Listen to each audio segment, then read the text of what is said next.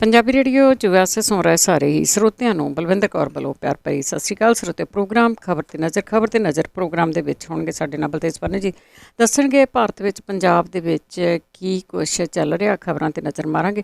ਖਬਰਾਂ ਤੋਂ ਪਹਿਲਾਂ ਧੰਨਵਾਦ ਸਾਡੇ ਸਪਾਂਸਰਸ ਦਾ, ਜਿਨ੍ਹਾਂ ਨੇ ਇਸ ਪ੍ਰੋਗਰਾਮ ਨੂੰ ਸਪਾਂਸਰ ਕੀਤਾ। ਸਭ ਤੱਕ ਪਹੁੰਚਾਇਆ ਖਾਲਸਾ ਇੰਸ਼ੋਰੈਂਸ ਏਜੰਸੀ 4082722500, ਗੁਰਦੀਪ ਸਿੰਘ ਬਿਰਦੀ ਕਲੋਵਸ, ਤਰਾਮ ਸਿੰਘ ਸ਼ੇਰਗਿੱਲ, ਸਲਮਾ, ਮਨਜੀਤ ਸਿੰਘ ਦੀਵਾਨਾ ਫਰੈਜ਼ਨੋ, ਚਰਨਜੀਤ ਸਿੰਘ ਬਡਵਾਲ, ਪਿਆਰਾ Singh Rahul, Gurpal Gill Sacramento, Resham Singh Nijjar ਜੁਬਾ city, ਟਰਕੀਆਣਾ immigration ਲਾ ਫਰਮ 4159090503। ਬਹੁਤ ਧੰਨਵਾਦ ਕਰਦੇ ਹਾਂ। ਪ੍ਰੋਗਰਾਮਾਂ ਨੂੰ ਸਪਾਂਸਰ ਕਰਦੇ ਹੋ, ਸਭ ਤੱਕ ਪਹੁੰਚਾਉਂਦੇ ਹੋ, ਸਾਡੇ ਨਾਲ ਜੁੜ ਚੁੱਕੇ ਨੇ। ਬਲਤੇਜ ਪੰਨੂ, ਸਤਿ ਸ਼੍ਰੀ ਅਕਾਲ, ਸਵਾਗਤ ਹੈ ਜੀ। ਸਤਿ ਸ਼੍ਰੀ ਅਕਾਲ ਜੀ, ਧੰਨਵਾਦ ਜੀ, ਬਹੁਤ ਮਿਹਰਬਾਨੀ। ਅਤੇ ਜੀ, ਸਭ ਤੋਂ ਪਹਿਲਾਂ ਲਖੀਮਪੁਰ ਖੀਰੀ ਦੀ ਗੱਲ ਕਰਦੇ ਹਾਂ, ਜਿੱਥੇ ਹਿੰਸਾ ਦੇ ਮਾਮਲੇ ਦੇ ਵਿੱਚ ਜਾਂਚ ਚੱਲ ਰਹੀ ਸੀ। ਹਥਿਆਰਾਂ ਦੀ ਪੁਸ਼ਟੀ ਹੋਈ ਹੈ ਕਿ ਗੋਲੀਆਂ ਚੱਲੀਆਂ ਸੀ। ਦੇਖੋ, ਪਹਿਲਾਂ ਤਾਂ ਜਿਹੜਾ ਇਹ ਕੇਂਦਰੀ ਗ੍ਰਹਿ ਰਾਜ ਮੰਤਰੀ ਆ, ਉਹਨੇ ਇਹ ਕਿਹਾ ਕਿ ਮੇਰੇ ਮੁੰਡੇ ਦੀ ਸ਼ਮੂਲੀਅਤ ਉੱਥੇ ਹੋ ਜਾਵੇ ਕਿਸੇ ਵੀ ਤਰੀਕੇ ਨਾਲ ਸਾਬਤ, ਤੇ ਮੈਂ ਛੱਡ ਦੂੰਗਾ ਅਹੁਦਾ। ਸ਼ਮੂਲੀਅਤ ਸਾਬਤ ਹੋ ਗਈ। ਫਿਰ ਉਹਨੇ ਕਿਹਾ ਕਿ ਮੁੰਡਾ ਜੀਪ ਨਹੀਂ ਚਲਾਉਂਦਾ ਸੀਗਾ, ਇਹ ਸਾਬਤ ਨਹੀਂ ਕੀਤਾ ਜਾ ਸਕਦਾ। ਇਹ ਵੀ ਲਗਭਗ ਸਾਬਤ ਹੋ ਗਿਆ। ਜੇ ਵੀਡੀਓਜ਼ ਨਾ ਆਉਂਦੀਆਂ ਤੇ ਸਹੀ ਮਾਇਨਿਆਂ ਦੇ ਵਿੱਚ ਕੁਝ ਵੀ ਸਾਬਤ ਨਹੀਂ ਸੀ ਹੋਣਾ। ਜਿਵੇਂ ਇੱਥੇ ਖਬਰਾਂ ਚੱਲ ਗਈਆਂ ਸੀ ਸਾਰੇ ਚੈਨਲਾਂ ਦੇ ਉੱਤੇ, ਈਵਨ ਜਲੰਧਰ ਵਾਲੇ ਪੰਥਕ ਅਖਬਾਰ ਨੇ ਵੀ ਮੁੱਖ ਪੰਨੇ ਦੇ ਉੱਤੇ ਲਾਤੀ ਸੀ ਕਿ ਹਿੰਸਕ ਹੋਏ ਕਿਸਾਨਾਂ ਨੇ ਜੀਪ ਤੇ ਪਥਰਾਓ ਕੀਤਾ ਤੇ ਜਿਹਦੀ ਵਜ੍ਹਾ ਕਰਕੇ ਉਹਦਾ ਬੈਲੈਂਸ ਖਰਾਬ ਹੋ ਗਿਆ। ਜੇ ਉਹ ਵੀਡੀਓ ਨਾ ਆਉਂਦੀਆਂ ਤੇ ਵਾਕਈ ਇਹ ਪਤਾ ਨਹੀਂ ਸੀ ਲੱਗਣਾ। ਮੁੰਡਾ ਗ੍ਰਿਫਤਾਰ ਹੋ ਗਿਆ। ਬੇਸ਼ਰਮੀ ਦੀ ਹੱਦ ਇਹ ਆ ਕਿ ਉਹ ਬੰਦਾ ਆਪਣੇ ਅਹੁਦੇ ਦੇ ਉੱਤੇ ਅੱਜ ਵੀ ਬਣਿਆ ਹੋਇਆ। ਜੇ ਆਪਾਂ ਆਪਣੀ ਗੱਲ ਨਾ ਕਰੀਏ, ਸੁਪਰੀਮ ਕੋਰਟ ਦੀ ਗੱਲ ਕਰੀਏ, ਤੇ ਸੁਪਰੀਮ ਕੋਰਟ ਸਿੱਧਮ ਸਿੱਧਾ ਇਹ ਗੱਲ ਕਹਿੰਦੀ ਹੈ 2 ਦਿਨ ਪਹਿਲਾਂ ਕਿ ਵਿਸ਼ੇਸ਼ ਵਿਅਕਤੀ ਨੂੰ ਬਚਾਉਣ ਦੇ ਹਰ ਸੰਭਵ ਯਤਨ ਉੱਤਰ ਪ੍ਰਦੇਸ਼ ਦੀ ਪੁਲਿਸ, ਉੱਤਰ ਪ੍ਰਦੇਸ਼ ਦੀ ਸਰਕਾਰ ਕਰ ਰਹੀ ਹੈ ਜੀ। ਹੁਣ ਇੱਕ ਫੋਰੈਂਸਿਕ ਰਿਪੋਰਟ ਜਿਹੜੀ ਆਈ ਆ, ਉਹਦੇ ਵਿੱਚ ਇਹ ਪੁਸ਼ਟੀ ਹੋ ਗਈ ਆ ਇਸ ਗੱਲ ਦੀ ਕਿ ਅਜੇ ਮਿਸ਼ਰਾ ਦੇ ਪੁੱਤ ਆਸ਼ੀਸ਼ ਮਿਸ਼ਰਾ ਤੇ ਬਾਕੀਆਂ ਦੇ ਕੋਲੇ ਹਿੰਸਾ ਤੋਂ ਬਾਅਦ ਜਿਹੜੇ ਹਥਿਆਰ ਮਿਲੇ ਸੀਗੇ, ਉਹਨਾਂ ਚੋਂ ਗੋਲੀਆਂ ਚਲਾਈਆਂ ਗਈਆਂ ਨੇ। ਮਜ਼ਾਰਾਕਾਰੀ ਕਹਿੰਦੇ ਸੀਗੇ ਕਿ ਆਸ਼ੀਸ਼ ਨੇ ਗੋਲੀ ਚਲਾਈ ਹੈ। ਫੋਰੈਂਸਿਕ ਸਾਇੰਸ ਲੈਬੋਰਟਰੀ ਨੇ ਭਾਵੇਂ ਇਹ ਤਾਂ ਪੁਸ਼ਟੀ ਕਰਤੀ ਆ ਕਿ ਇਸੇ ਹਥਿਆਰ ਦੇ ਵਿੱਚੋਂ ਗੋਲੀ ਚੱਲੀ ਆ, ਪਰ ਇਸ ਗੱਲ ਦੀ ਪੁਸ਼ਟੀ ਨਹੀਂ ਕਰਦੀ ਕਿ ਗੋਲੀ ਹਿੰਸਾ ਵਾਲੇ ਦਿਨ ਚੱਲੀ ਸੀ ਜਾਂ ਕਿਸੇ ਹੋਰ ਦਿਨ। 3 ਅਕਤੂਬਰ ਨੂੰ ਇਹ ਹਿੰਸਾ ਹੋਈ ਸੀ। 4 ਕਿਸਾਨਾਂ ਦੇ ਉੱਤੇ ਗੱਡੀ ਚੜਾ ਕੇ ਉਹਨਾਂ ਨੂੰ ਦਰੜ ਦਿੱਤਾ ਗਿਆ ਸੀ। ਇੱਕ ਪੱਤਰਕਾਰ, ਉਹਨੂੰ ਵੀ ਦਰੜ ਦਿੱਤਾ ਗਿਆ ਸੀ। ਜਿਹੜਾ ਇੱਕ ਨੌਜਵਾਨ ਸਭ ਤੋਂ ਘੱਟ ਉਮਰ ਦਾ ਸੀਗਾ, ਯਾਦ ਹੋਵੇ ਤਾਂ ਉਹਦੀ ਮ੍ਰਿਤਕ ਦੇ ਰੱਖ ਛੱਡੀ ਸੀ ਕੁਝ ਦਿਨ, ਕਿਉਂਕਿ ਪਰਿਵਾਰ ਵਾਲੇ ਕਹਿੰਦੇ ਸੀ ਕਿ ਦੁਬਾਰਾ ਤੋਂ ਪੋਸਟਮਾਰਟਮ ਕਰਵਾਓ, ਉਹਦੇ ਗੋਲੀ ਵੱਜੀ ਆ। ਦੁਬਾਰਾ ਪੋਸਟਮਾਰਟਮ ਹੋਇਆ। ਪੋਸਟਮਾਰਟਮ ਕਿਹਨਾਂ ਨੇ ਕਰਨਾ ਤੇ ਕਿਹਨਾਂ ਨੇ ਚੇਂਜ ਕਰਵਾਉਣਾ, ਉਹ ਤਾਂ ਕੋਈ ਸ਼ੱਕ ਵਾਲੀ ਗੱਲ ਨਹੀਂ। ਉਹਨਾਂ ਦੀ ਗੱਲ ਅੱਜ ਸੱਚੀ ਨਿਕਲ ਰਹੀ ਹੈ ਕਿ ਵਾਕਿਆ ਗੋਲੀ ਉੱਥੇ ਚੱਲੀ ਆ ਤੇ ਗੋਲੀ ਉਹਦੇ ਵੱਜੀ ਹੋ ਸਕਦੀ ਹੈ। ਉਧਰ ਪੱਤਰਕਾਰ ਜਿਹੜਾ ਮਾਰਿਆ ਗਿਆ ਸੀ ਇੱਥੇ, ਰਮਨ ਕਸ਼ਪ, ਉਹਦਾ ਭਰਾ ਪਵਨ ਕਸ਼ਪ ਵੀ ਅਦਾਲਤ ਦੇ ਵਿੱਚ ਚਲੇ ਗਿਆ। ਉਹਨੇ 14 ਹੋਰ ਜਣਿਆਂ ਖਿਲਾਫ ਇੱਕ ਹੋਰ FIR ਦਰਜ ਕਰਨ ਦੀ ਮੰਗ ਜਿਹੜੀ ਉਹ ਕੀਤੀ ਆ, ਤੇ ਉਹਨੇ ਇਹ ਗੱਲ ਕਹੀ ਆ ਕਿ ਉਹਦਾ ਭਰਾ ਵੀ ਇਸ ਤੇਜ਼ ਰਫ਼ਤਾਰ ਗੱਡੀ ਦੇ ਹੇਠ ਆ ਕੇ ਮਾਰਿਆ ਗਿਆ ਸੀ। ਇਨਸਾਫ ਕਿਵੇਂ ਮਿਲਣਾ? ਸੁਪਰੀਮ ਕੋਰਟ ਬਹੁਤ ਸਖਤ ਹੈ। ਸਿਰਫ ਆਸ ਇਸੇ ਚੀਜ਼ ਦੇ ਉੱਤੇ ਆ ਕਿ ਜੇ ਸੁਪਰੀਮ ਕੋਰਟ ਏਦਾਂ ਹੀ ਸਖਤ ਰਹਿੰਦਾ ਤੇ ਇਸ ਮਾਮਲੇ ਦੇ ਵਿੱਚ ਬਹੁਤ ਸਾਰਾ ਕੁਝ ਸਾਹਮਣੇ ਆ ਸਕਦਾ ਜੀ। ਆਉਣਾ ਵੀ ਚਾਹੀਦਾ ਆ, ਬਾਹਲੇ ਹੀ ਸਿਰ ਚੜੀ ਜਾਂਦੇ ਆ। ਅੱਗੇ ਗੱਲ ਕਰਦੇ ਹਾਂ, ਇਸੇ ਤਰ੍ਹਾਂ ਦੀਆਂ ਘਟਨਾਵਾਂ ਬਹੁਤ ਹੋ ਰਹੀਆਂ। ਫਿਰੋਜ਼ਪੁਰ ਦੇ ਵਿੱਚ ਜੋ ਕਿਸਾਨਾਂ ਤੇ ਅਕਾਲੀ ਦਲ ਦੇ ਵਿੱਚ ਭੇੜ ਹੋਇਆ, ਤੇ ਅਕਾਲੀ ਦਲ ਜਿਹੜਾ ਆ ਉਹ ਕਾਂਗਰਸ ਦੇ ਉੱਤੇ ਇਹਨਾਂ ਚੀਜ਼ਾਂ ਨੂੰ ਥੋਪਣ ਦੀ ਕੋਸ਼ਿਸ਼ ਕਰ ਰਿਹਾ ਹੈ। ਦੇਖੋ, ਜਿਉਂ ਸੁਖਬੀਰ ਸਿੰਘ ਬਾਦਲ ਹੋਰਾਂ ਨੇ ਸ਼ੁਰੂ ਕੀਤਾ ਜਿਹੜਾ 100 ਦਿਨ ਦੀ ਯਾਤਰਾ, ਇਹ ਉਦੋਂ ਤੋਂ ਕੋਈ ਨਾ ਕੋਈ ਕੰਟਰੋਵਰਸੀ ਇਹਦੇ ਨਾਲ ਜੁੜੀ ਆਉਂਦੀ ਆ। ਚਾਹੇ ਮੋਗੇ ਦੇ ਵਿੱਚ ਕਿਸਾਨ ਤੇ ਅਕਾਲੀ ਆਗੂ ਆਮੋ ਸਾਹਮਣੇ ਹੋਏ ਸੀਗੇ, ਉੱਥੇ ਵੀ ਹਿੰਸਕ ਝੜਪਾਂ ਹੋਈਆਂ ਸੀਗੀਆਂ ਉਸ ਵੇਲੇ। ਤੇ ਚਾਹੇ ਥਾਂ ਥਾਂ ਦੇ ਉੱਤੇ ਸੁਖਬੀਰ ਸਿੰਘ ਬਾਦਲ ਦਾ ਵਿਰੋਧ ਕੀਤਾ ਗਿਆ, ਇੱਥੇ ਸਮਰਾਲੇ ਵਾਲੀ ਸਾਈਡ ਦੇ ਉੱਤੇ ਕੀਤਾ ਗਿਆ, ਮਾਛੀਵਾੜੇ ਵਿਰੋਧ ਕੀਤਾ ਗਿਆ, ਲੁਧਿਆਣੇ ਵਿਰੋਧ ਕੀਤਾ ਗਿਆ। ਕਿਹੜੀ ਜਗ੍ਹਾ ਜਿੱਥੇ ਸੁਖਬੀਰ ਸਿੰਘ ਬਾਦਲ ਦਾ ਵਿਰੋਧ ਨਹੀਂ ਕੀਤਾ ਗਿਆ? ਹਾਂ, ਸਾਲਾਸਰ ਨਹੀਂ ਕੀਤਾ ਗਿਆ, ਜਿੱਥੇ ਉਹ ਦਰਸ਼ਨਾਂ ਦੇ ਵਾਸਤੇ ਗਏ ਸੀ। ਤੇ ਕੱਲ ਛਠ ਪੂਜਾ ਦੇ ਵਾਸਤੇ ਉਹ ਲੁਧਿਆਣੇ ਵੀ ਪਹੁੰਚੇ ਹੋਏ ਸੀਗੇ। ਇਹ ਵੀ ਐਲਾਨ ਕਰ ਦਿੱਤਾ ਕਿ ਛਠ ਪੂਜਾ ਦੇ ਮੌਕੇ ਦੇ ਉੱਤੇ ਛੁੱਟੀ ਕਰਿਆ ਕਰਨਗੇ ਉਹ ਪੰਜਾਬ ਦੇ ਵਿੱਚ, ਜੇ ਉਹਨਾਂ ਦੀ ਸਰਕਾਰ ਬਣਦੀ ਹੈ। ਕਿਉਂ? ਕਿਉਂਕਿ ਪੂਰਵਾਂਚਲ ਦੇ ਰਹਿਣ ਵਾਲੇ 8 ਲੱਖ ਵੋਟਰ ਲੁਧਿਆਣੇ ਦੇ ਵਿੱਚ ਰਹਿੰਦੇ ਆ। ਦੂਜੇ ਪਾਸੇ ਜਿਹੜੇ ਕਿਸਾਨ ਨੇ ਉਹ ਇਹ ਕਹਿੰਦੇ ਆ ਕਿ ਸਾਡੇ ਸਵਾਲਾਂ ਦੇ ਜਵਾਬ ਦਿਓ। ਹਰਨੇਕ ਸਿੰਘ ਮਹਿਮਾ ਇੱਕ ਠਰੱਮੇ ਵਾਲੇ ਆਗੂ ਵਜੋਂ ਜਾਣੇ ਜਾਂਦੇ ਆ। ਜਦੋਂ ਸਵਾਲਾਂ ਦੀ ਸ਼ੁਰੂਆਤ ਕੀਤੀ ਹੈ, ਸੁਖਬੀਰ ਸਿੰਘ ਬਾਦਲ ਹੋਰਾਂ ਨੂੰ ਸਵਾਲ ਹੋਏ ਸੀਗੇ ਕੁਝ ਮਹੀਨੇ ਪਹਿਲਾਂ, ਉਹ ਹਰਨੇਕ ਸਿੰਘ ਮਹਿਮਾ ਹੀ ਸਵਾਲ ਕਰਦੇ ਨਜ਼ਰ ਆਏ ਸੀਗੇ। ਕੋਈ ਤੂੰ ਤੜਕ ਵਾਲੀ ਗੱਲ ਨਹੀਂ, ਕੋਈ ਮਾੜੀ ਭਾਸ਼ਾ ਨਹੀਂ, ਕੋਈ ਉੱਚੀ ਬੋਲ ਕੇ ਨਹੀਂ, ਕੁਝ ਸਵਾਲ ਸੀ, ਸੁਖਬੀਰ ਸਿੰਘ ਬਾਦਲ ਨੇ ਨਹੀਂ ਜਵਾਬ ਦਿੱਤੇ। ਹਰਸਿਮਰਤ ਕੌਰ ਬਾਦਲ ਹੋਰਾਂ ਦਾ ਕੱਲ ਦੌਰਾ ਸੀਗਾ ਫਿਰੋਜ਼ਪੁਰ। ਇਹਨਾਂ ਕਿਸਾਨ ਆਗੂਆਂ ਨੇ ਇਹ ਗੱਲ ਆਖੀ ਹੋਈ ਸੀ ਕਿ ਉਹਨਾਂ ਨੇ ਸਵਾਲ ਕਰਨੇ ਆ ਉੱਥੇ। ਇਹ ਚਲੇ ਗਏ ਉੱਥੇ, ਉਹਨਾਂ ਨੂੰ ਇਹ ਕਿਹਾ ਗਿਆ ਕਿ ਕੋਈ ਗੱਲ ਨਹੀਂ, ਤੁਹਾਨੂੰ ਸਮਾਂ ਲੈ ਦਿੰਦੇ ਆ, ਤੁਸੀਂ ਆਪਣਾ ਇਹ ਸਵਾਲ ਕਰ ਲੈਣਾ। ਪਰ ਸ਼ੈਤਾਨੀ ਇਹ ਕੀਤੀ ਗਈ, ਫੰਕਸ਼ਨ ਨੂੰ ਸੰਬੋਧਨ ਕੀਤਾ ਤੇ ਉਹਨਾਂ ਨੂੰ ਸਾਈਡ ਥਾਣੀ ਕੱਢ ਦਿੱਤਾ, ਹਰਸਿਮਰਤ ਕੌਰ ਬਾਦਲ ਹੋਰਾਂ ਨੂੰ। ਜਦੋਂ ਇੱਥੋਂ ਫੇਰ ਜਿਹੜੇ ਵਰਦੇਵ ਸਿੰਘ ਨੋਨੀ ਮਾਨ ਨੇ, ਉਹਦੀ ਗੱਡੀ ਨਿਕਲਣ ਲੱਗੀ ਤਾਂ ਉਹ ਗੱਡੀ ਕਿਸਾਨਾਂ ਨੇ ਘੇਰ ਲਈ। ਇਹ ਜਬਰੀ ਜਾਣਾ ਚਾਹੁੰਦੇ ਸੀ, ਇਹਨਾਂ ਨੇ ਹਥਿਆਰ ਕੱਢ ਲਏ ਤੇ ਜਿਹੜੇ ਹਰਨੇਕ ਸਿੰਘ ਮਹਿਮਾ ਤੇ ਉਹਨਾਂ ਦੇ ਨਾਲ ਦਾ ਇੱਕ ਸਾਥੀ ਸੀ, ਇਹ ਦੋਨੋਂ ਜਿਹੜੇ ਗੱਡੀ ਦੇ ਉੱਪਰ ਚੜ ਗਏ, ਬੋਨਟ ਦੇ ਉੱਤੇ। ਇਹਨਾਂ ਨੇ ਗੁੱਸੇ ਦੇ ਵਿੱਚ ਗੱਡੀ ਭਜਾ ਦੀ। 1.5 ਕਿਲੋਮੀਟਰ ਤੱਕ ਇਹ ਫੁੱਲ ਸਪੀਡ ਦੇ ਵਿੱਚ ਗੱਡੀ ਲੈ ਕੇ ਗਏ। ਇਹਨਾਂ ਨੇ ਪੂਰੀ ਕੋਸ਼ਿਸ਼ ਕੀਤੀ ਕਿ ਇਹਨਾਂ ਨੂੰ ਥੱਲੇ ਸੁੱਟਿਆ ਜਾਵੇ। ਇੱਕ ਜਣਾ ਤਾਂ ਡਿੱਗ ਪਿਆ, ਬਚਾਅ ਹੋ ਗਿਆ ਕਿ ਉਹਦੇ ਉੱਤੋਂ ਦੀ ਗੱਡੀ ਨਹੀਂ ਲੰਘੀ, ਪਰ ਬੋਨਟ ਨੂੰ ਬਹੁਤ ਕੱਸ ਕੇ ਫੜੀ ਬੈਠੇ ਰਹੇ ਹਰਨੇਕ ਸਿੰਘ ਮਹਿਮਾ, ਜਾਂ ਲਿਟੇ ਰਹੇ। ਉਹਦੀ CCTV ਫੁਟੇਜ ਵੀ ਸਾਹਮਣੇ ਆ ਗਈ, ਫੋਟੋਆਂ ਸਾਹਮਣੇ ਆ ਗਈਆਂ ਕਿ ਪਿਸਤੌਲ ਬਾਹਰ ਕੱਢ ਕੇ ਫਾਇਰਿੰਗ ਹੋ ਰਹੀ ਹੈ। ਇਹਨਾਂ ਦਾ ਜਿਹੜਾ ਸੁਰੱਖਿਆ ਕਰਮਚਾਰੀ ਸੀ ਇੱਕ, ਉਹਨੇ AK-47 ਦੇ ਨਾਲ ਫਾਇਰ ਕੀਤੇ। ਇਹ ਕਹਿੰਦੇ ਆ ਕਿ ਫਾਇਰਿੰਗ ਜਿਹੜੀ ਆ ਉਹ ਕਿਸਾਨਾਂ ਨੇ ਕੀਤੀ। ਕਿਸਾਨ ਤਾਂ ਉੱਥੇ ਹਥਿਆਰ ਲੈ ਕੇ ਗਏ ਨਹੀਂ ਸੀਗੇ, ਕਿਸਾਨ ਤਾਂ ਝੰਡਿਆਂ ਦੇ ਡੰਡਿਆਂ ਦੇ ਨਾਲ ਗਏ ਸੀਗੇ ਉੱਥੇ। ਹਾਂ, ਜਦੋਂ ਜਿਹੜੇ ਹਰਨੇਕ ਸਿੰਘ ਮਹਿਮਾ ਹੋਰਾਂ ਨੂੰ ਇਹਨਾਂ ਨੇ ਗੱਡੀ ਦੇ ਉੱਤੇ ਲੱਦ ਕੇ ਭਜਾ ਲਿਆ ਜਾਂ ਉਹਨਾਂ ਨੂੰ ਮਾਰਨ ਦੀ ਕੋਸ਼ਿਸ਼ ਕੀਤੀ ਗੱਡੀ ਹੇਠ ਦੇ ਕੇ, ਕਿਸਾਨ ਭੜਕੇ ਨੇ, ਉਹਨਾਂ ਨੇ ਭੜਕਣਾ ਸੀ। ਫਿਰ ਉਹਨਾਂ ਨੇ ਗੱਡੀ ਦੇ ਸ਼ੀਸ਼ੇ ਭੰਨੇ ਆ। ਇਹ ਉਹ ਵੀ ਵੀਡੀਓਜ਼ ਜਿਹੜੀਆਂ ਉਹ ਸਾਹਮਣੇ ਨੇ। ਹੋਰ ਉਹ ਕੀ ਕਰਨਗੇ ਜਦੋਂ ਉਹਨਾਂ ਦੇ ਇੱਕ ਆਗੂ ਨੂੰ ਬੋਨਟ ਦੇ ਉੱਤੇ ਰੱਖ ਕੇ ਗੱਡੀ ਭਜਾਈ ਜਾ ਰਹੀ ਹੈ ਤੇ ਬਿਨਾਂ ਕਿਸੇ ਸ਼ੱਕ ਦੇ ਉਹ ਉਹਨਾਂ ਦੇ ਉੱਤੇ ਭੜਕਣਗੇ।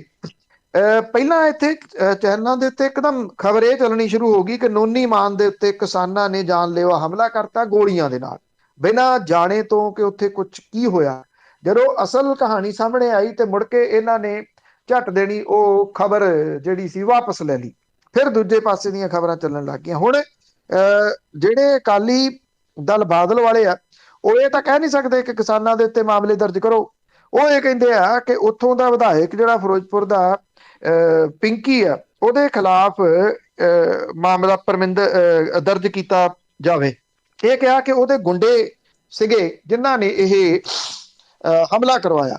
ਹੁਣ ਉਹ ਕਿਸਾਨਾਂ ਨੂੰ ਗੁੰਡੇ ਦੱਸ ਰਹੇ ਆ, ਪਰ ਦੂਸਰੇ ਰੂਪ ਦੇ ਵਿੱਚ, ਕਿਸਾਨਾਂ ਜਿਹੜੇ ਕਾਂਗਰਸ ਦੇ ਰੂਪ ਦੇ ਵਿੱਚ, ਕਿ ਉਹਨਾਂ ਦੇ ਬੰਦੇ ਨੇ।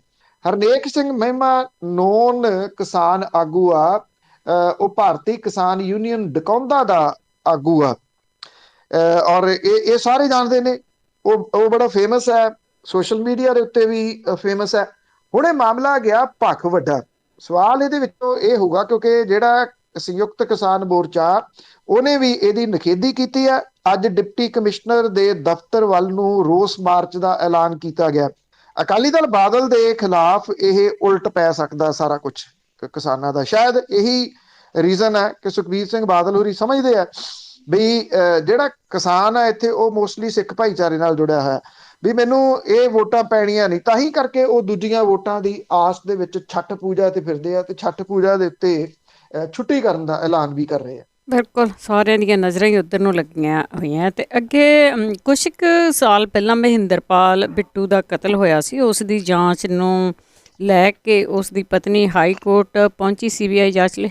ਦੇਖੋ, ਇਹ ਜਿਹੜਾ ਮਹਿੰਦਰਪਾਲ ਬਿੱਟੂ ਦਾ ਕਤਲ ਹੈ, ਜਦੋਂ ਇਹ ਕਤਲ ਹੋਇਆ ਉਸ ਟਾਈਮ ਵੀ ਆਪਾਂ ਇੱਥੇ ਗੱਲ ਕੀਤੀ ਸੀਗੀ ਕਿ ਇਸ ਕਤਲ ਦੇ ਉੱਤੇ ਧਮੱਚੜ ਨਾ ਪਾਇਆ ਜਾਵੇ, ਮਤਲਬ ਕਿ ਕੱਛਾਂ ਨਾ ਵਜਾਈਆਂ ਜਾਣ। ਇਸ ਕਰਕੇ ਨਾ ਵਜਾਈਆਂ ਜਾਣ ਕਿ ਮਹਿੰਦਰਪਾਲ ਬਿੱਟੂ ਇੱਕ ਬਹੁਤ ਅਹਿਮ ਕੜੀ ਸੀ ਬੇਅਦਬੀ ਦੀਆਂ ਇਹਨਾਂ ਸਾਰੀਆਂ ਘਟਨਾਵਾਂ ਦੇ ਵਿੱਚ। ਉਹ ਮਾਸਟਰਮਾਈਂਡ ਸੀਗਾ। ਸਰਸੇ ਵਾਲੇ ਤੋਂ ਬਾਅਦ ਉਹਦੀ ਡਿਊਟੀ ਇੱਕ ਕਿਸਮ ਦੇ ਨਾਲ ਲੱਗੀ ਹੋਈ ਸੀ। ਉਹ ਇੱਥੋਂ ਫਿਰ ਟਿਪ ਗਿਆ ਸੀ ਪੰਜਾਬ ਦੇ ਵਿੱਚੋਂ, ਤੇ ਉਹਨੂੰ ਹਿਮਾਚਲ ਦੇ ਵਿੱਚੋਂ ਜਾ ਕੇ ਗ੍ਰਿਫਤਾਰ ਕੀਤਾ ਸੀਗਾ ਸਿੱਟ ਨੇ। ਜਿਹੜੀ ਇਹਦੀ ਜਾਂਚ ਕਰ ਰਹੀ ਸਿੱਟ ਹੈ ਉਹਦੇ ਹਵਾਲੇ ਦੇ ਨਾਲ ਇਹ ਕਿਹਾ ਜਾ ਸਕਦਾ, ਹਾਲਾਂਕਿ ਆਫੀਸ਼ੀਅਲੀ ਕਿਤੇ ਨਹੀਂ ਖਬਰ ਹੈਗੀ, ਪਰ ਮੇਰੀ ਮੁਲਾਕਾਤ ਇੱਕ ਆਫੀਸਰ ਦੇ ਨਾਲ ਜ਼ਰੂਰ ਹੋਈ ਸੀ। ਉਹਨੇ ਇਹ ਸਾਰਾ ਕੁਝ ਵਿਖਾਇਆ ਸੀ ਉਹਦੇ ਫੋਨ ਦੇ ਵਿੱਚ। ਜਿਹੜਾ ਇਕਬਾਲ ਕਰਨਾ, ਇਹਦੇ ਵੱਲੋਂ ਸਭ ਕੁਝ ਮੰਨਣਾ, ਇਹ ਦੱਸਣਾ ਕਿ ਕਿਵੇਂ ਉਹਨਾਂ ਨੇ ਇਹਨਾਂ ਘਟਨਾਵਾਂ ਨੂੰ ਅੰਜਾਮ ਦਿੱਤਾ ਸੀ। ਮਹਿੰਦਰਪਾਲ ਬਿੱਟੂ ਦਾ ਮਰਡਰ ਇੱਕ ਕਿਸਮ ਦੇ ਨਾਲ ਇਸ ਸਾਰੇ ਮਾਮਲੇ ਦੇ ਵਿੱਚ ਇੱਕ ਖੜੋਤ ਦਾ ਕਾਰਨ ਬਣ ਗਿਆ। ਨਾਭੇ ਦੀ ਜੇਲ੍ਹ ਦੇ ਵਿੱਚ ਉਹਦਾ ਕਤਲ ਹੁੰਦਾ। ਇਹ ਕਤਲ ਕਿਹਨੇ ਕਰਵਾਇਆ, ਕਿਉਂ ਹੋਇਆ, ਵਾਕਿਆ ਹੀ ਜਾਂਚ ਦਾ ਇਹ ਵਿਸ਼ਾ। ਹੁਣ ਮਹਿੰਦਰਪਾਲ ਬਿੱਟੂ ਦੀ ਜਿਹੜੀ ਪਤਨੀ ਆ ਸੰਤੋਸ਼ ਕੁਮਾਰੀ, ਉਹਨੇ ਪੰਜਾਬ ਹਰਿਆਣਾ ਹਾਈ ਕੋਰਟ ਦੇ ਵਿੱਚ ਰਿਟ ਦਾਇਰ ਕਰਕੇ ਇਹ ਦੋਸ਼ ਲਾਇਆ ਕਿ ਨਾਭਾ ਜੇਲ੍ਹ ਦੇ ਵਿੱਚ ਇੱਕ ਵੱਡੀ ਸਾਜ਼ਿਸ਼ ਦੇ ਤਹਿਤ ਮਹਿੰਦਰਪਾਲ ਬਿੱਟੂ ਦਾ ਕਤਲ ਕੀਤਾ ਗਿਆ ਸੀਗਾ। ਪੁਲਿਸ ਨੇ ਇਸ ਮਾਮਲੇ ਦੇ ਉੱਤੇ ਅਧੂਰੀ ਪੜਤਾਲ ਕੀਤੀ ਹੈ। ਉਹਨੇ ਆਪਣੀ 45 ਸਫ਼ਿਆਂ ਦੀ ਰਿਟ ਪਟੀਸ਼ਨ ਦੇ ਵਿੱਚ ਉਪ ਮੁੱਖ ਮੰਤਰੀ ਸੁਖਜਿੰਦਰ ਸਿੰਘ ਰੰਧਾਵਾ ਨੂੰ ਪਾਰਟੀ ਬਣਾਉਂਦਿਆਂ ਦੋਸ਼ ਲਾਇਆ ਕਿ ਬੇਅਦਬੀ ਦੇ ਦੋਸ਼ਾਂ ਦੇ ਵਿੱਚ ਜੁਰਮ ਇਕਬਾਲ ਕਰਾਉਣ ਲਈ ਸਰਕਾਰ ਦੇ ਇਸ਼ਾਰੇ ਤੇ 1 ਦਰਜਨ ਤੋਂ ਵੱਧ ਪੁਲਿਸ ਅਧਿਕਾਰੀਆਂ ਨੇ ਉਹਦੇ ਪਤੀ ਦੀ ਬੁਰੀ ਤਰ੍ਹਾਂ ਕੁੱਟਮਾਰ ਕੀਤੀ ਤੇ ਉਹਨੂੰ ਜੁਰਮ ਕਬੂਲ ਕਰਨ ਲਈ ਮਜਬੂਰ ਕੀਤਾ। ਉਹ ਇਹ ਕਹਿੰਦਾ ਕਿ ਇਹ ਜਿਹੜੀ ਬਿੱਟੂ ਦੀ ਮੌਤ ਸੰਬੰਧੀ ਪੜਤਾਲ CBI ਜਾਂ ਕਿਸੇ ਹੋਰ ਏਜੰਸੀ ਨੂੰ ਦਿੱਤੀ ਜਾਵੇ ਤਾਂ ਕਿ ਜੂਨ 2019 ਦੇ ਵਿੱਚ ਮਹਿੰਦਰਪਾਲ ਬਿੱਟੂ ਦੇ ਹੋਏ ਕਤਲ ਦੀ ਸਚਾਈ ਦਾ ਪਤਾ ਲੱਗ ਸਕੇ। ਹੁਣ ਜਿਹੜਾ ਇਹ ਐਕਚੁਅਲੀ ਕੀ ਆ, ਇਹ ਜਾਂਚ ਵਾਕਿਆ ਹੀ ਹੋਣੀ ਚਾਹੀਦੀ ਹੈ। ਉਹ ਇਸ ਕਰਕੇ ਹੋਣੀ ਚਾਹੀਦੀ ਹੈ ਕਿ ਮਹਿੰਦਰਪਾਲ ਬਿੱਟੂ ਨੂੰ ਕਤਲ ਕਰਵਾਉਣ ਵਾਲੇ ਲੋਕ ਕੌਣ ਸਨ। ਉਹ ਬੇਸ਼ੱਕ ਆਪਣੀ ਪਟੀਸ਼ਨ ਦੇ ਵਿੱਚ ਪੁਲਿਸ ਦੇ ਉੱਤੇ ਦੋਸ਼ ਲਾਵੇ। ਪੁਲਿਸ ਕੋਈ ਦੁੱਧ ਧੋਤੀ ਨਹੀਂ। ਪੰਜਾਬ ਦੀ ਪੁਲਿਸ ਤਾਂ ਖਾਸ ਤੌਰ ਦੇ ਉੱਤੇ ਸਭ ਨੂੰ ਪਤਾ ਕਿ ਕਿਹੜੇ ਤਰੀਕੇ ਨਾਲ ਫਿੱਟ ਕਰ ਦਿੰਦੀ ਹੈ, ਪਰ ਪੁਲਿਸ ਤੋਂ ਇਲਾਵਾ ਇਹਦੇ ਪਿੱਛੇ ਹੋਰ ਵੀ ਤਾਕਤਾਂ ਨੇ ਜਿਹੜੀਆਂ ਕਿ ਕਦੀ ਨਹੀਂ ਇਹ ਚਾਹੁੰਦੀਆਂ ਕਿ ਬੇਅਦਬੀ ਦੀਆਂ ਘਟਨਾਵਾਂ ਦੀ ਅਸਲ ਜਾਂਚ ਸਾਹਮਣੇ ਆਵੇ ਤੇ ਅਸਲ ਚਿਹਰੇ ਨੰਗੇ ਹੋਣ। ਜੀ ਜੀ, ਵਾਕਿਆ ਹੀ ਕਤਲ ਕਰਵਾਇਆ ਹੀ ਗਿਆ ਸੀਗਾ। ਅੱਗੇ ਰਾਜਾ ਵੜਿੰਗ ਦੀ ਜੇ ਗੱਲ ਕਰੀਏ ਤਾਂ ਉਸਨੇ ਇੱਕ ਰਿਪੋਰਟ ਕੱਢ ਕੇ ਆਂਦੀ ਆ ਜਿਸ ਵਿੱਚ ਉਸਨੇ ਸ਼ੋਅ ਕੀਤਾ ਕਿ ਬਹੁਤ ਵੱਡਾ ਰਗੜਾ ਟਰਾਂਸਪੋਰਟਰਾਂ ਨੇ ਲਾਇਆ। ਦੇਖੋ ਇਸ ਵੇਲੇ ਲਗਾਤਾਰ ਐਕਟਿਵ ਹੈ। ਕੁਝ ਲੋਕ ਕਹਿੰਦੇ ਸੀਗੇ 5-4 ਦਿਨ ਉਹਨੇ ਕੰਮ ਕਰਨਾ ਤੇ ਉਦੋਂ ਬਾਅਦ ਖਬਰਾਂ ਬਣਾ ਕੇ ਫਿਰ ਚੁੱਪ ਕਰ ਜੂਗਾ। ਇਸ ਤਰ੍ਹਾਂ ਨੀਗਾ। ਰਾਜਾ ਵੜਿੰਗ ਲਗਾਤਾਰ ਰਾਤ ਨੂੰ ਵੀ ਚੈਕਿੰਗ ਬੱਸਾਂ ਦੀ ਕਰ ਰਹੇ ਆ। ਜ਼ੀਰਕਪੁਰ ਦੇ ਵਿੱਚ ਅੱਧੀ ਰਾਤ ਨੂੰ ਬੱਸਾਂ ਦੀ ਚੈਕਿੰਗ ਕੀਤੀ। 6 ਬੱਸਾਂ ਜ਼ਬਤ ਕੀਤੀਆਂ ਗਈਆਂ। ਔਰ ਇਹ ਮੋਹਾਲੀ ਤੋਂ ਦਿੱਲੀ ਦੇ ਜਿਹੜਾ ਏਅਰਪੋਰਟ ਹੈ ਉੱਥੇ ਲਗਜ਼ਰੀ ਬੱਸਾਂ ਦੀ ਜਾਂਚ ਕੀਤੀ ਗਈ ਜਿਹੜੀਆਂ ਚੱਲਦੀਆਂ ਨੇ। ਇਹਦੇ ਵਿੱਚ ਇਹ ਕਿਹਾ ਕਿ ਬੱਸਾਂ ਨੂੰ ਸਵਾਰੀਆਂ ਤੇ ਉਹਨਾਂ ਦੇ ਟਿਕਾਣਿਆਂ ਤੇ ਪਹੁੰਚਾਉਣ ਤੋਂ ਬਾਅਦ ਕਬਜ਼ੇ ਦੇ ਵਿੱਚ ਲੈਣ ਦੀ ਹਦਾਇਤ ਕੀਤੀ ਗਈ, ਮਤਲਬ ਉੱਥੇ ਲੋਕਾਂ ਨੂੰ ਖਰਾਬ ਨਾ ਹੋਣਾ ਪਏ। ਉਹਨੇ ਇੱਕ ਪ੍ਰੈਸ ਕਾਨਫਰੰਸ ਕਰਕੇ ਆਪਣਾ ਰਿਪੋਰਟ ਕਾਰਡ ਪੇਸ਼ ਕੀਤਾ। ਇਹ ਗੱਲ ਕਹੀ ਆ ਕਿ ਪੰਜਾਬ ਦੇ ਵਿੱਚ ਬੱਸ ਮਾਫੀਏ ਨੇ ਸਰਕਾਰੀ ਖਜ਼ਾਨੇ ਨੂੰ 6580 ਕਰੋੜ ਰੁਪਈਏ ਦਾ ਰਗੜਾ ਲਾਇਆ ਤੇ ਇਹਦੇ ਸੰਬੰਧੀ ਜਿਹੜੀ ਉਹਨਾਂ ਨੇ ਕਿਹਾ ਕਿ ਇੱਕ ਸਿੱਟ ਬਣਾਈ ਜਾਊਗੀ। ਇਹ ਵੀ ਕਿਹਾ ਕਿ ਇਸ ਵੇਲੇ ਜਿਹੜੀ ਸਰਕਾਰੀ ਬੱਸ ਚੱਲਦੀ ਹੈ ਇੱਥੇ, ਉਹਦੀ ਆਮਦਨੀ ਦੇ ਵਿੱਚ ਰੋਜ਼ਾਨਾ 1 ਕਰੋੜ ਰੁਪਈਏ ਦਾ ਵਾਧਾ ਹੋਇਆ। ਤੁਸੀਂ ਅੰਦਾਜ਼ਾ ਲਾ ਸਕਦੇ ਕਿ ਰੋਜ਼ ਦਾ ਕਰੋੜ ਰੁਪਈਆ ਵਾਧਾ ਹੋਇਆ। ਅਜੇ ਮੁਕੰਮਲ ਰੂਪ ਦੇ ਵਿੱਚ ਮਾਫੀਏ ਨੂੰ ਨੱਥ ਨਹੀਂ ਪਈ। ਮਤਲਬ ਕਿ ਇਹ ਤੁਸੀਂ ਦੇਖੋ ਕਿ ਕਿਹੜੇ ਤਰੀਕੇ ਦੇ ਨਾਲ ਖਜ਼ਾਨੇ ਨੂੰ ਰਗੜਾ ਲੱਗ ਰਿਹਾ ਸੀਗਾ।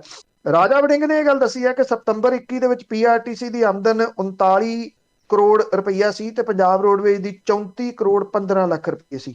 ਅਕਤੂਬਰ ਮਹੀਨੇ ਦੇ ਵਿੱਚ ਵੱਧ ਕੇ 54 ਕਰੋੜ 74 ਲੱਖ ਤੇ 49 ਕਰੋੜ 57 ਲੱਖ ਰੁਪਏ ਹੋ ਗਈ। ਇਹ ਵੀ ਉਹਨਾਂ ਨੇ ਕਿਹਾ ਕਿ ਕੈਪਟਨ ਅਮਰਿੰਦਰ ਸਿੰਘ ਸਰਕਾਰ ਦੇ ਕੁੱਲ 5220 ਦਿਨਾਂ ਦੀ ਰਾਸ਼ੀ ਕਰੀਬ 5200 ਕਰੋੜ ਰੁਪਈਆ ਬਣਦੀ ਆ, ਜਿਹੜੀ ਕਿ ਸਰਕਾਰੀ ਖਜ਼ਾਨੇ ਦੀ ਸ਼ਰੇਆਮ ਲੁੱਟ ਨੂੰ ਜ਼ਾਹਰ ਕਰਦੀ ਹੈ। ਇਹ ਵੀ ਉਹਨਾਂ ਨੇ ਕਿਹਾ ਕਿ ਅਕਾਲੀ ਦਲ ਬਾਦਲ ਨੇ ਇਸ ਲੁੱਟ ਦੇ ਵਿੱਚ ਆਪਣਾ ਪੂਰਾ ਹਿੱਸਾ ਪਾਇਆ। ਪੰਜਾਬ ਤੇ ਹਰਿਆਣਾ ਹਾਈ ਕੋਰਟ ਦੇ ਜਸਟਿਸ ਸੂਰਿਆ ਕਾਂਤ ਦੇ ਵੱਲੋਂ 2012 ਦੇ ਵਿੱਚ ਮਲਟੀਪਲ ਪਰਮਿਟਾਂ ਦੇ ਗੈਰ ਕਾਨੂੰਨੀ ਵਿਸਥਾਰ ਵਿਰੁੱਧ ਸੁਣਾਏ ਫੈਸਲੇ ਨੂੰ ਲਾਗੂ ਹੀ ਨਹੀਂ ਹੋਣ ਦਿੱਤਾ। ਕੈਪਟਨ ਅਮਰਿੰਦਰ ਸਿੰਘ ਹੋਰਾਂ ਨੇ ਇਹ ਕਿਹਾ ਕਿ ਹੁਣ ਇਸ ਫੈਸਲੇ ਨੂੰ ਹੂਬਹੂ ਲਾਗੂ ਕਰਕੇ 1 ਲੱਖ ਕਿਲੋਮੀਟਰ ਤੋਂ ਵੱਧ ਦੇ ਗੈਰ ਕਾਨੂੰਨੀ ਵਿਸਥਾਰ ਵਾਲੇ 680 ਮਲਟੀਪਲ ਪਰਮਿਟ ਰੱਦ ਕੀਤੇ ਗਏ ਆ, ਜਿਹਦੇ ਤੋਂ ਬਾਅਦ ਸੂਬਾ ਸਰਕਾਰ ਨੂੰ ਅਕਤੂਬਰ ਮਹੀਨੇ ਦੇ ਦੌਰਾਨ 42 ਰੁਪਏ ਪ੍ਰਤੀ ਕਿਲੋਮੀਟਰ ਦੇ ਹਿਸਾਬ ਦੇ ਨਾਲ ਕਰੀਬ 42 ਲੱਖ ਰੁਪਏ ਰੋਜ਼ ਦਾ ਲਾਭ ਹੋਣਾ ਸ਼ੁਰੂ ਹੋਇਆ। ਇਹ ਕਹਿ ਕੇ ਜੇ ਫੈਸਲਾ 2012 ਦੇ ਵਿੱਚ ਲਾਗੂ ਹੋ ਜਾਂਦਾ ਤਾਂ 9 ਸਾਲਾਂ ਦੇ ਵਿੱਚ ਸਰਕਾਰੀ ਖਜ਼ਾਨੇ ਨੂੰ 1380 ਕਰੋੜ ਰੁਪਏ ਦਾ ਹੋਰ ਲਾਭ ਜਿਹੜਾ ਉਹ ਮਿਲਣਾ ਸੀ।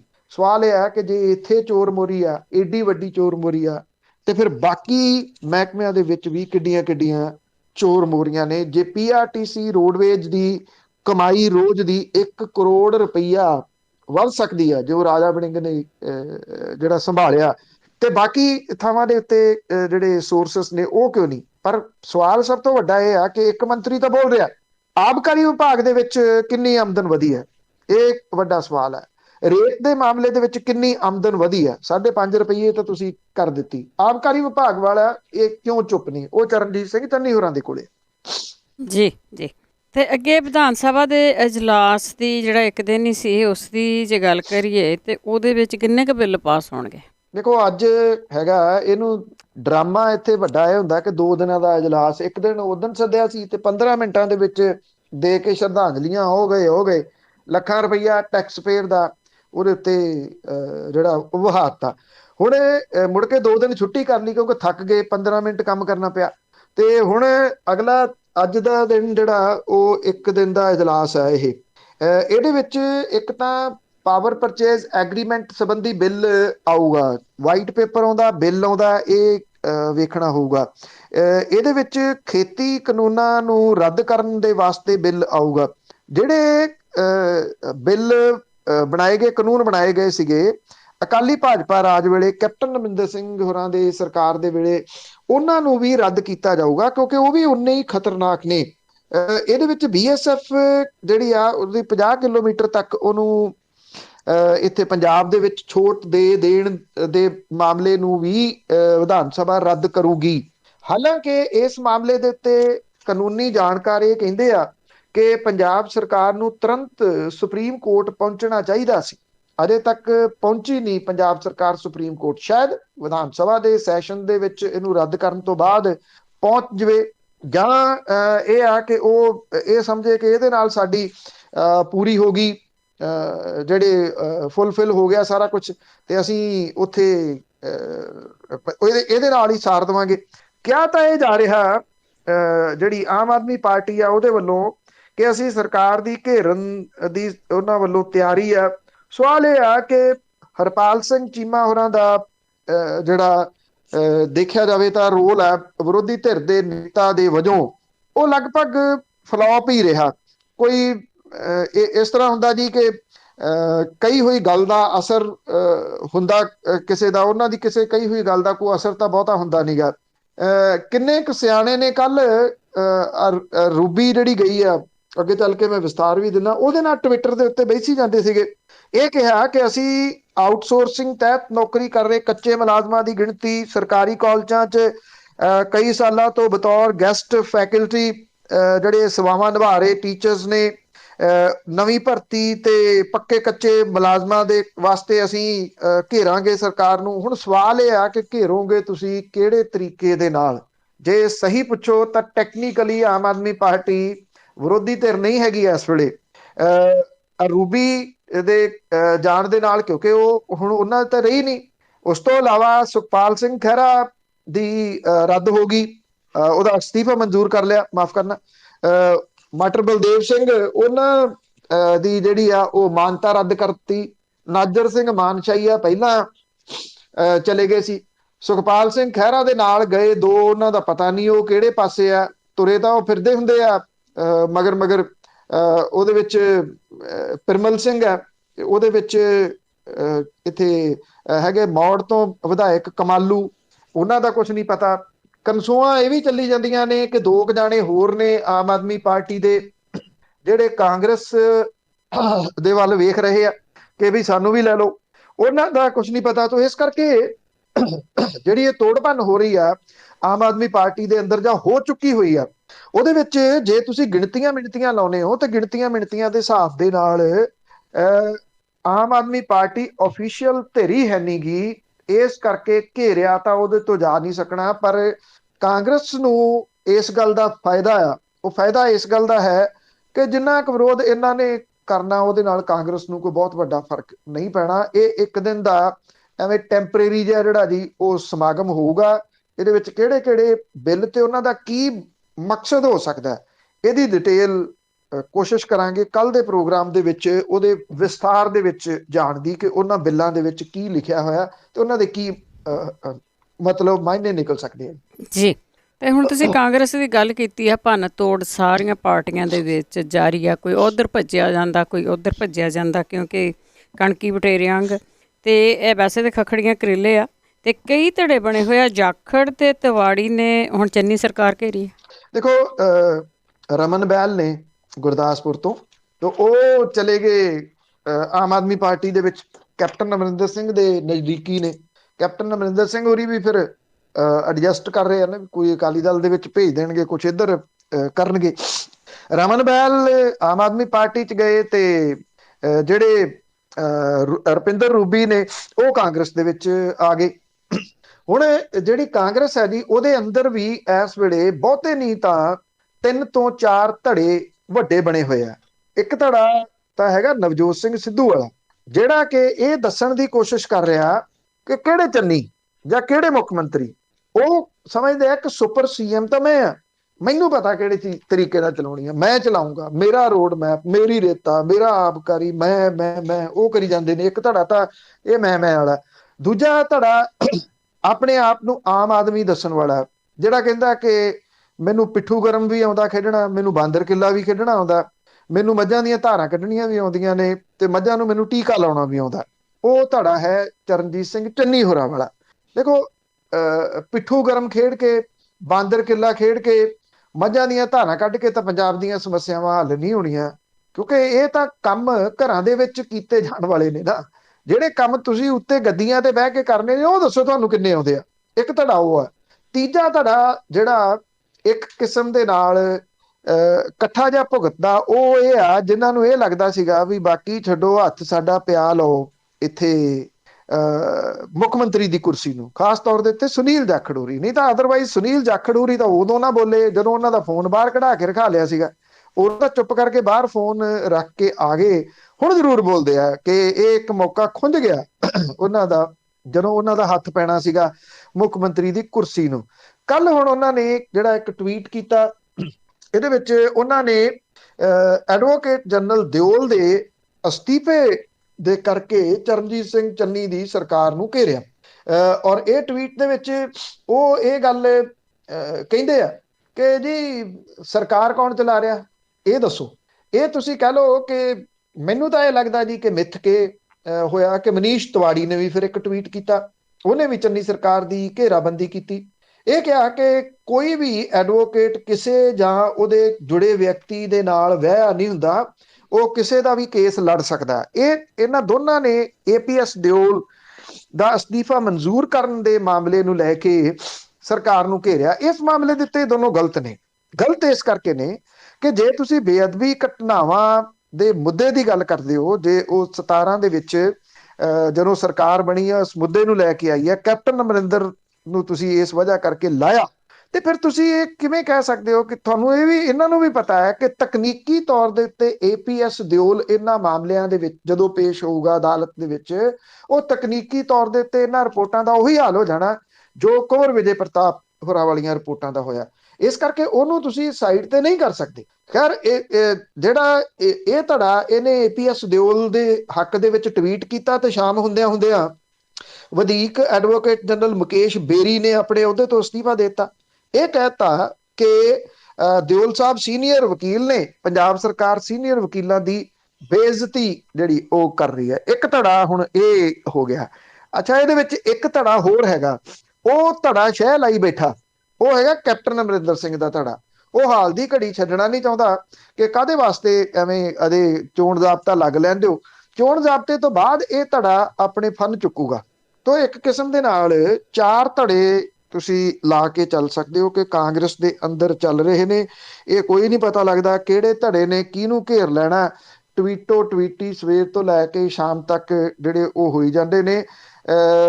ਇੱਕ ਦਿਨ ਕਿਸੇ ਨੇ ਪੁੱਛਿਆ ਸੀ ਵੀ ਕਿਵੇਂ ਵੇਖਦੇ ਹੋ 2022 ਦੀਆਂ ਚੋਣਾਂ ਨੂੰ। ਮੈਂ ਕਿਹਾ ਜੀ ਜੇ ਟਾਈਟਲ ਦੇਣਾ ਹੋਵੇ ਤਾਂ ਮੈਂ ਤਾਂ ਇਹ ਦਊਂਗਾ ਪੰਜਾਬ ਕੜਮੱਸ 2022। ਇਹ ਕੜਮੱਸ ਜਿਹੜਾ ਉਹ ਪੰਜਾਬ ਦੀ ਸਿਆਸਤ ਦੇ ਵਿੱਚ ਪਿਆ ਹੋਇਆ ਜੀ। ਬਿਲਕੁਲ ਕੜਮਾਸੀ ਆ, ਲੋਕੀ ਮੂਰਖ ਬਣ ਰਹੇ ਆ, ਲੋਕਾਂ ਦੀ ਵੀ ਸੋਚ ਦੀ ਗੱਲ ਹੈਗੀ ਆ। ਤੇ ਅੱਗੇ ਮਤਵਾਜੀ ਜਥੇਦਾਰ ਮੰਡ ਦੀ ਗੱਲ ਕਰਦੇ ਆ। ਕੁਛ ਕੁ ਮਹੀਨੇ ਪਹਿਲਾਂ ਉਹਨਾਂ ਨੇ ਅਮਰਿੰਦਰ ਸਿੰਘ ਨੂੰ ਹਾਜ਼ਰ ਹੋਣ ਲਈ ਕਿਹਾ ਸੀਗਾ। ਹੁਣ ਉਹਨਾਂ ਨੇ ਫਿਰ ਕੈਪਟਨਾਂ ਨੂੰ ਕਿਹਾ ਕਿ 5 ਦਸੰਬਰ ਤੱਕ ਉਹ ਉਹਨਾਂ ਦੇ ਪੇਸ਼ ਹੋਵੇ। ਦੇਖੋ ਇਹ ਇਸ ਤਰ੍ਹਾਂ ਹੈ ਕਿ ਕਿਸੇ ਨੇ ਕਿਹਾ ਸੀ ਵੀ ਛੋਟਾਂ ਦੇਖ ਮੈਂ ਕਿਵੇਂ ਦਿੰਦਾ। ਇਹ ਜਿਹੜੀਆਂ ਛੋਟਾਂ ਦਿੱਤੀਆਂ ਜਾ ਰਹੀਆਂ ਨੇ ਨਾ ਉਹ ਬੜੀਆਂ ਕਮਾਲ ਦੀਆਂ ਨੇ। ਪਤਾ ਧਿਆਨ ਸਿੰਘ ਮੰਡ ਹੋਰਾਂ ਨੂੰ ਵੀ ਹੈ ਕਿ ਕੈਪਟਨ ਅਮਰਿੰਦਰ ਸਿੰਘ ਉੱਥੇ ਅੰਮ੍ਰਿਤਸਰ ਕੀ ਗਲ 'ਚ ਤਖਤੀ ਪਾ ਕੇ ਉਹਨਾਂ ਦੇ ਮੂਹਰੇ ਪੇਸ਼ ਹੋ ਜਾਣਗੇ ਕਿ ਲਓ ਜੀ ਕਰ ਲਓ ਜੋ ਕੁਝ ਕਰਨਾ। ਬੇਅਦਬੀ ਵਾਲੀਆਂ ਘਟਨਾਵਾਂ ਦੇ ਵਿੱਚ ਮੈਂ ਇਹੋ ਜਿਹਾ ਰੋਲ ਨਿਭਾਇਆ ਸੀ। ਧਿਆਨ ਸਿੰਘ ਮੰਡ ਹੋਰੀ ਕੋਸ਼ਿਸ਼ ਦੇ ਵਿੱਚ ਨੇ ਕਿਉਂਕਿ ਪੈਰ ਧਰਾਵਾ ਮੁੜ ਕੇ ਫੇਰ ਪੰਥਕ ਸਫਾ ਦੇ ਵਿੱਚ ਹੋ ਜੇ, ਜਿਹੜਾ ਕਿ ਉਹਨਾਂ ਨੇ ਵਿਸ਼ਵਾਸ ਖਤਮ ਕਰ ਲਿਆ। ਸਭ ਕੁਝ ਵਾਪਸ ਆ ਜਾਂਦਾ ਜ਼ਿੰਦਗੀ ਦੇ ਵਿੱਚ। ਜਦੋਂ ਤੁਸੀਂ ਲੋਕਾਂ ਦਾ ਵਿਸ਼ਵਾਸ ਏਡਾ ਵੱਡਾ ਗਵਾ ਲੈਂਦੇ ਹੋ, ਉਹਨੂੰ ਮੁੜ ਕੇ ਹਾਸਲ ਕਰ ਸਕਣਾ ਬੜਾ ਔਖਾ ਹੁੰਦਾ। ਧਿਆਨ ਸਿੰਘ ਮੰਡ ਹੋਰਾਂ ਨੇ ਬਰਗਾੜੀ ਮੋਰਚਾ ਬਿਨਾਂ ਸਲਾਹ ਕੀਤਿਆਂ ਚੁੱਕ ਕੇ ਲੋਕਾਂ ਦਾ ਵਿਸ਼ਵਾਸ ਗਵਾ ਲਿਆ। ਉਹਨਾਂ ਲੱਖਾਂ ਲੋਕਾਂ ਦਾ, ਲੱਖਾਂ ਤੋਂ ਵੀ ਬਲਕਿ ਤੁਸੀਂ ਇਹ ਕਹੋ ਕਰੋੜਾਂ ਲੋਕਾਂ ਦਾ, ਜਿਹੜੇ ਇਸ ਇਨਸਾਫ ਦੀ ਆਸ ਦੇ ਵਿੱਚ ਦੁਨੀਆ ਭਰ ਦੇ ਵਿੱਚ ਬੈਠੇ ਸਨ ਕਿ ਇਸ ਮਾਮਲੇ ਦਾ ਹੁਣ ਹੱਲ ਨਿਕਲਿਆ ਲਓ। ਕਿਉਂਕਿ ਉੱਥੇ 1.5 2 ਲੱਖ ਬੰਦੇ ਦਾ ਇਕੱਠ ਮੈਂ ਖੁਦ ਦੇਖਿਆ। ਲੋਕੀ ਰੋਟੀਆਂ ਆਪਣੇ ਘਰੋਂ ਬਣਾ ਕੇ ਮਗਰਿਆਂ ਦੇ ਵਿੱਚ ਰੋਟੀਆਂ ਪਾ ਕੇ ਹੱਥ 'ਚ ਫੜ ਕੇ ਉੱਥੇ ਪੁੱਛਦੇ ਫਿਰਦੇ ਸੀ ਸਾਧ ਸੰਗਤ ਜੀ ਪ੍ਰਸ਼ਾਦਾ ਲਾਓਗੇ। ਉਹ ਕੌਣ ਸੀ ਲੋਕ, ਕਿੰਨੇ ਵਜੇ ਉੱਠੇ ਹੋਣਗੇ, ਕਿੰਨੇ ਵਜੇ ਉਹਨਾਂ ਨੇ ਇਹ ਬਣਾਏ ਹੋਣਗੇ ਪ੍ਰਸ਼ਾਦੇ, ਮਿੱਸੀਆਂ ਰੋਟੀਆਂ, ਸਿਰਫ ਇਸ ਕਰਕੇ ਕਿ ਅਸੀਂ, ਸਾਡੇ ਮਨਾਂ 'ਚ ਦਰਦ ਹੈ, ਅਸੀਂ ਉੱਥੇ ਪਹੁੰਚਣਾ ਔਰ ਇਨਸਾਫ ਮਿਲ ਸਕਦਾ। ਇਹਨਾਂ ਲੋਕਾਂ ਨੇ ਇਨਸਾਫ ਨਹੀਂ ਹੋਣ ਦਿੱਤਾ। ਕੀ ਹੋਇਆ ਕੀ ਨਹੀਂ ਹੋਇਆ ਇਹ ਤਾਂ ਇਹ ਜਾਣਦੇ ਆ, ਜਾਂ ਤਾਂ ਧਿਆਨ ਸਿੰਘ ਮੰਡ ਜਾਣਦੇ ਆ, ਜਾਂ ਬਲਜੀਤ ਸਿੰਘ ਦਾਦੂਵਾਲ ਜਾਣਦਾ, ਜਾਂ ਕੈਪਟਨ ਅਮਰਿੰਦਰ ਸਿੰਘ ਜਾਣਦੇ ਆ। ਸਮਝੌਤਾ ਹੋਇਆ, 100% ਸਮਝੌਤਾ ਹੋਇਆ, ਨਹੀਂ ਤਾਂ ਅਦਰਵਾਈਜ਼ ਵਲੇਟ ਕੇ ਰਾਤੋਂ ਰਾਤ ਇਹ ਮੋਰਚਾ ਨਹੀਂ ਸੀ ਤੁਰ ਸਕਦੇ। ਜਿੱਥੇ ਮੋਰਚਾ ਲੱਗਿਆ ਸੀ ਉਹ ਸਰਕਾਰ ਨੇ ਉਸ ਥਾਂ ਨੂੰ ਸਰਕਾਰ ਨੇ ਆਪਣੇ ਕਬਜ਼ੇ 'ਚ ਲੈ ਕੇ ਉੱਥੇ ਇੰਨੀਆਂ ਕੁ ਬਿਲਡਿੰਗਾਂ ਉਸਾਰ ਦਿੱਤੀਆਂ ਨੇ ਕਿ ਤੁਸੀਂ ਲੱਭ ਹੀ ਨਹੀਂ ਸਕਦੇ ਵੀ ਇੱਥੇ ਮੋਰਚਾ ਕਿੱਥੇ ਲੱਗਿਆ ਸੀ। ਨਾਮੋ ਨਿਸ਼ਾਨ ਮਿਟਾ ਦਿੱਤਾ ਕੈਪਟਨ ਅਮਰਿੰਦਰ ਸਿੰਘ ਹੋਰਾਂ ਦੀ, ਉਹਨਾਂ ਦੀ ਸਰਕਾਰ ਰਹਿੰਦੇ ਆ। ਤੇ ਧਿਆਨ ਸਿੰਘ ਮੰਡ ਹੋਰੀ ਅਜੇ ਵੀ ਉੱਥੇ ਖੜੋ ਕੇ ਜਾਰੀ ਕਰੀ ਜਾਂਦੇ ਆ ਕਿ ਜੀ ਦੇਖ ਲਓ ਹੁਣ ਫਿਰ 5 ਨੂੰ ਆ ਜਾਓ, ਨਹੀਂ ਟਾਈਮ ਲੱਗਦਾ ਤਾਂ। ਇਹ ਵੀ ਕਿਹਾ ਕਿ ਜਿਹੜੇ ਏਲਚੀ ਆਏ ਸੀ ਸੁਖਜਿੰਦਰ ਸਿੰਘ ਰੰਧਾਵਾ ਤੇ ਬਾਕੀ, ਉਹਨਾਂ ਦੇ ਬਾਰੇ ਦੇ ਵਿੱਚ ਵੀ ਫੈਸਲਾ ਕਹਿੰਦੇ ਮੈਂ 5 ਤਰੀਕ ਨੂੰ ਲਊਂਗਾ ਕਿ ਇਹਦੇ ਉੱਤੇ ਕੀ ਕਰਨਾ। ਉਹਨਾਂ ਨੇ 5 ਏਲਚੀਆਂ ਦੇ ਬਾਰੇ ਫੈਸਲਾ 5 ਦਸੰਬਰ ਤੱਕ ਰਾਖਵਾਂ ਰੱਖ ਲਿਆ। ਧਿਆਨ ਸਿੰਘ ਮੰਡ ਹੋਰਾਂ ਨੇ 5 ਦਸੰਬਰ ਕਿਹੜੇ ਸਾਲ ਦੀ ਤੱਕ ਰੱਖਿਆ ਇਹ ਕਲੀਅਰ ਨਹੀਂਗਾ ਅਜੇ। ਇਹ ਹੋ ਸਕਦਾ ਕਿ 5 ਦਸੰਬਰ 2022 ਨਾ ਕਿਤੇ ਹੋਵੇ ਜਾਂ 23 ਨਾ ਕਿਤੇ ਹੋਵੇ। ਸੋ ਉਹ ਉਡੀਕ ਰਹੇ ਨੇ ਕਿ ਕੈਪਟਨ ਅਮਰਿੰਦਰ ਸਿੰਘ ਹੋਰੀ ਦੂਰੋਂ ਕਿਤੇ ਆਉਂਦੇ ਦਿਸਣਗੇ, ਲੈ ਵੀ ਉਹ ਆ ਗਏ, ਕਾਰ ਦੇ ਵਿੱਚੋਂ ਉਤਰ ਰਹੇ ਨੇ ਜਾਂ ਉੜਨ ਖਟੋਲੇ ਦੇ ਰਾਹੀਂ ਆਉਣਗੇ ਤੇ ਧਿਆਨ ਸਿੰਘ ਮੰਡ ਹੋਰਾਂ ਦੇ ਸਾਹਮਣੇ ਪੇਸ਼ ਹੋਣਗੇ।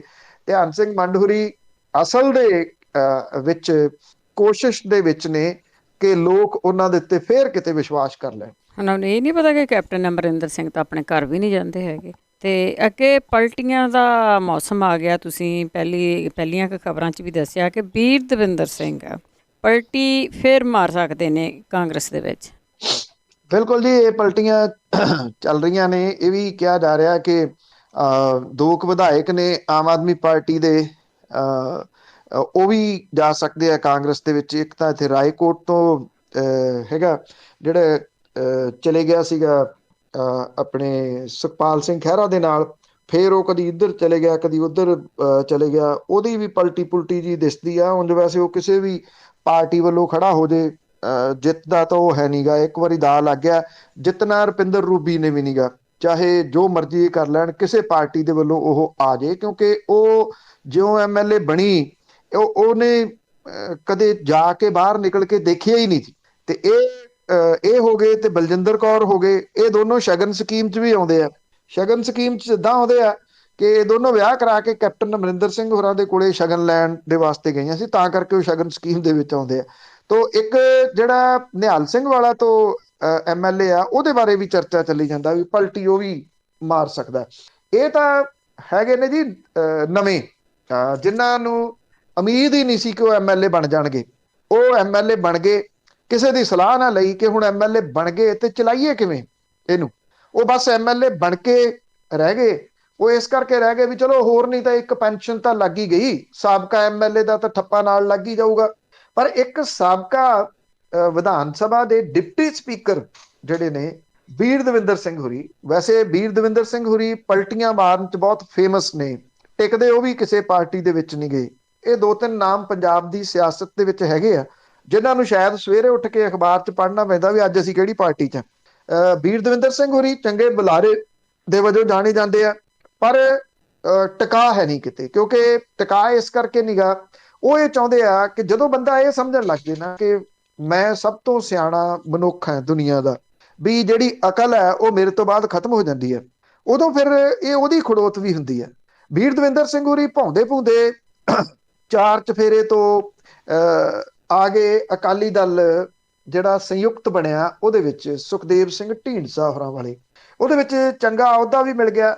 ਜੇ ਤੁਹਾਨੂੰ ਯਾਦ ਹੋਵੇ, ਜਿਹੜਾ ਅਕਾਲੀ ਦਲ ਟਕਸਾਲੀ ਬਣਿਆ ਸੀ, ਉਹਦੇ ਵੱਲੋਂ ਉਹਨਾਂ ਨੇ ਚੋਣ ਲੜੀ ਸੀ ਪਿਛਲੀ, ਉਹਨਾਂ ਦੀ ਚੋਣ ਨੂੰ ਲੈ ਕੇ ਉਦੋਂ ਆਮ ਆਦਮੀ ਪਾਰਟੀ ਦੇ ਨਾਲ ਗੱਠਜੋੜ ਨਹੀਂ ਸੀ ਹੋ ਸਕਿਆ, ਕਿਉਂਕਿ ਸ੍ਰੀ ਅਨੰਦਪੁਰ ਸਾਹਿਬ ਤੋਂ ਚੋਣ ਬੀਰ ਦਵਿੰਦਰ ਸਿੰਘ ਹੁਰੀ ਹੀ ਲੜਨਾ ਚਾਹੁੰਦੇ ਸੀ। ਤੇ ਉਹਨਾਂ ਨੇ ਮਜਬੂਰ ਕੀਤਾ ਵੀ ਮੈਂ ਲੜੂੰਗਾ ਚੋਣ, ਮੇਰੀ ਤਾਂ ਜਿੱਤੀ ਲਓ ਚੋਣ, ਜਿਹੜੀ ਮੇਰੀਆਂ ਤਾਂ ਕੈਲਕੂਲੇਸ਼ਨ ਹੀ ਬੜੀਆਂ ਸਹੀ ਤੇ ਉਹਨਾਂ ਦੀ ਜ਼ਮਾਨਤ ਜ਼ਬਤ ਹੋ ਗਈ ਸੀ। ਹੁਣ ਇਹ ਪਤਾ ਲੱਗਾ ਕਿ ਉਹ ਢੀਂਡਸਾ ਗਰੁੱਪ ਤੋਂ ਵੀ ਲਾਂਭੇ ਹੋ ਗਏ। ਹੁਣ ਜਿਹੜਾ ਸੁਖਦੇਵ ਸਿੰਘ ਢੀਂਡਸਾ ਹੋਰਾਂ ਦਾ ਜਿਹੜਾ ਸੰਯੁਕਤ ਅਕਾਲੀ ਦਲ ਹੈ, ਉਹਨੇ ਇੱਕ ਨੋਟਿਸ ਜਾਰੀ ਕੀਤਾ ਤੇ 17 ਨਵੰਬਰ ਤੱਕ ਜਵਾਬ ਮੰਗਿਆ ਕਿ ਤੁਸੀਂ ਪਾਰਟੀ ਵਿਰੋਧੀ ਗਤੀਵਿਧੀਆਂ ਕਰ ਰਹੇ ਹੋ ਤੇ ਤੁਸੀਂ ਵੱਖ-ਵੱਖ ਪਲੇਟਫਾਰਮਾਂ ਦੇ ਉੱਤੇ ਕਾਂਗਰਸ ਦੇ ਬੋਲੀ ਬੋਲ ਰਹੇ ਹੋ, ਕਿਉਂਕਿ ਕਾਂਗਰਸ ਦੇ ਬਹੁਤ ਹੱਕ ਦੇ ਵਿੱਚ ਉਹ ਬੋਲ ਰਹੇ ਨੇ। ਚਰਨਜੀਤ ਸਿੰਘ ਚੰਨੀ ਹੋਰਾਂ ਦੇ ਹੱਕ ਦੇ ਵਿੱਚ ਉਹ ਗੱਲ ਕਰੀ ਜਾ ਰਹੇ ਨੇ ਲਗਾਤਾਰ। ਔਰ ਇਹ ਕਿਹਾ ਜਾ ਰਿਹਾ ਹੈ ਕਿ ਕਿਤੇ ਨਾ ਕਿਤੇ ਗਿੱਟ ਮਿੱਟ ਬੀਰ ਦਵਿੰਦਰ ਸਿੰਘ ਹੋਰਾਂ ਦੀ ਹੋ ਗਈ ਹੈ ਕਾਂਗਰਸ ਦੇ ਨਾਲ, ਤੇ ਕਾਂਗਰਸ ਦੇ ਉਹ ਅਗਲੇ ਉਮੀਦਵਾਰ ਹੋ ਸਕਦੇ ਆ ਕਿਤੋਂ ਨਾ ਕਿਤੋਂ। ਕਿੱਥੋਂ ਹੋਣਗੇ ਇਹ ਨਹੀਂ ਪਤਾ। ਮੈਂ ਤਾਂ ਕਿਹਾ ਸੀਗਾ ਵੀ ਇਹ ਜਿਹੜਾ ਪੰਜਾਬ ਕੜਮੱਸ 2022, ਇਹ ਦੇਖੀ ਚੱਲੋ ਕਿ ਕਿਹੋ ਜਿਹੇ ਰੰਗ ਦਿਖਾਉਂਦਾ ਹੈ। ਬਿਲਕੁਲ ਜੀ, ਰੰਗ ਤਾਂ ਬਹੁਤ ਦਿਖਾਊਗਾ। ਬਹੁਤ ਬਹੁਤ ਧੰਨਵਾਦ ਬਲਤੇਜ ਪੰਨੂ ਜੀ। ਮਿਹਰਬਾਨੀ ਜੀ, ਧੰਨਵਾਦ ਜੀ, ਸਤਿ ਸ਼੍ਰੀ ਅਕਾਲ। ਸਤਿ ਸ਼੍ਰੀ ਅਕਾਲ ਜੀ। ਤੇ ਸਰੋਤੇ ਸਨ ਬਲਤੇਜ ਪੰਨੂ ਜੀ ਸਾਡੇ ਨਾਲ ਜੁੜਦੇ ਨੇ, ਕਰਦੇ ਨੇ ਖਬਰਾਂ। ਇਸੇ ਦੇ ਨਾਲ ਸਾਡਾ ਅੱਜ ਦਾ ਬੁਲਟਨ ਇੱਥੇ ਹੀ ਸਮਾਪਤ। ਬਲਵਿੰਦਰ ਕੌਰ ਵੱਲੋਂ ਆਪ ਸਭ ਨੂੰ ਹੀ ਸਤਿ ਸ਼੍ਰੀ ਅਕਾਲ।